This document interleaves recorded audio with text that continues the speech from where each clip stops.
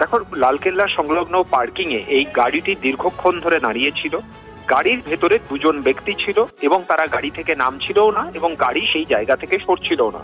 দীর্ঘক্ষণ ধরে পুলিশ গাড়িটির দিকে নজর রাখে, কারণ গাড়ির নাম্বার প্লেট জম্মু কাশ্মীরের ছিল।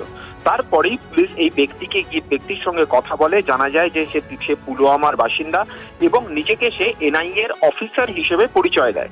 তার আই কার্ড দেখতে চায় দিল্লি পুলিশ এবং তার আই কার্ড দেখে সঙ্গে সঙ্গে সন্দেহ হয়। এনআইএ এর সঙ্গে যোগাযোগ করা হয়, এনআইএ এর অফিসাররা সেখানে আসেন এবং তারা কনফার্ম করেন যে এই আই কার্ড এনআইএ এর নয়। তারপরেই সেই ব্যক্তিকে সঙ্গে সঙ্গে গ্রেপ্তার করে জিজ্ঞাসাবাদ করা শুরু করা হয়।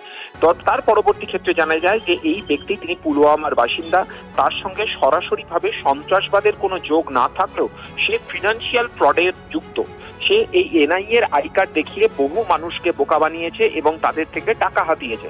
তার সঙ্গে আরেকজন নাবালকও গাড়িতে ছিল, তাকেও জিজ্ঞাসাবাদ করা হচ্ছে। সেও কাশ্মীরের বাসিন্দা, কিন্তু আপাতভাবে পুলিশ কনফার্ম করেছে যে সন্ত্রাসবাদের সঙ্গে এই দুই ব্যক্তির আপাতভাবে কোনো যোগ পাওয়া যায়নি। কিন্তু এখনই পুরো বিষয়টিকে উড়িয়ে দেওয়া হচ্ছে না।